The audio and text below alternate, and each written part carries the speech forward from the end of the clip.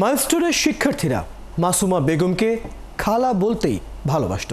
সেই খালাই সন্তানতুল্য শিক্ষার্থীদের জীবন বাঁচিয়ে চলে গেলেন না ফেরার দেশে। রোববার ভোলায় গ্রামের বাড়িতে দাফন করা হয় মাসুমাকে। তার এমন মৃত্যুতে শোক নেমেছে পুরো গ্রামে। কামরুল ইসলামের তথ্য ও ছবিতে প্রতিবেদন। 5 দিন চিকিৎসাধীন থাকার পর শনিবার সকালে ঢাকা মেডিকেলের বার্ন অ্যান্ড প্লাস্টিক সার্জারি ইনস্টিটিউটে মারা যান মাসুমা বেগম। রাতেই মাসুমার নিথর দেহ পৌঁছায় তার গ্রামের বাড়ি ভোলার বোরহানুদ্দিন উপজেলার বড় মানিকা ইউনিয়নে।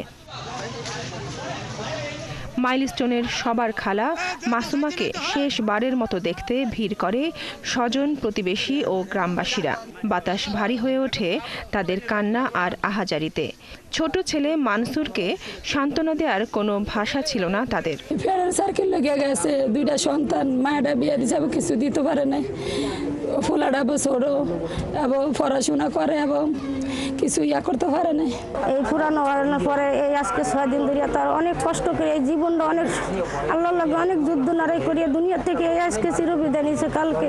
মাসুমার স্বামী জানান, 90% দগ্ধ শরীরে মাসুমা বারবার বলেছিলেন চাইলেই তিনি বাঁচতে পারতেন, কিন্তু বিপদের মধ্যে সন্তান তুল্য বাচ্চাগুলোকে রেখে যেতে পারেননি। আমাকে বলছে যে সুমাইয়ার বাপ দেখেন, আমার মেয়ের নাম ধরে বলছে যে আমি একটা 10 থেকে 12 মিনিটের ভিতরে এরকম একটা ঘটনা হয়েছে, মানে আমি ইচ্ছা করলে আমি পিছন দিকে কিন্তু চলে যেতে পারতাম, কিন্তু আমার সন্তানের দিকে তাকায়া অন্য সন্তানগুলা মানে এইভাবে ধ্বংস হয়ে যাইব বিমানের আগুনের তাপমাত্রায়, আগুনের গোলা বারুতে, মানে এইটার দিকেই মানে উনি নিজের জীবনটা দিয়া ফেলাইছে। আর রবিবার সকালে পারিবারিক কবরস্থানে দাফন করা হয় মাসুমাকে।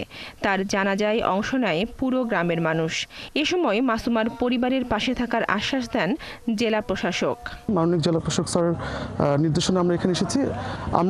স্যার আমাদেরকে বলেছেন যে এই যে আমাদের যে নিহত পরিবার আছে তাদের পরিবারের পাশে থাকার জন্য, এবং সরকারি যে সহায়তা যেটা যখন সময় মতো আসবে সেটা আমরা তাদেরকে পৌঁছে দেব। নিহত মাসুমা মাইলস্টোন স্কুলে 5 বছর ধরে শিক্ষা সহকারী হিসেবে কাজ করতেন। তার নিজের 2 সন্তান রয়েছে।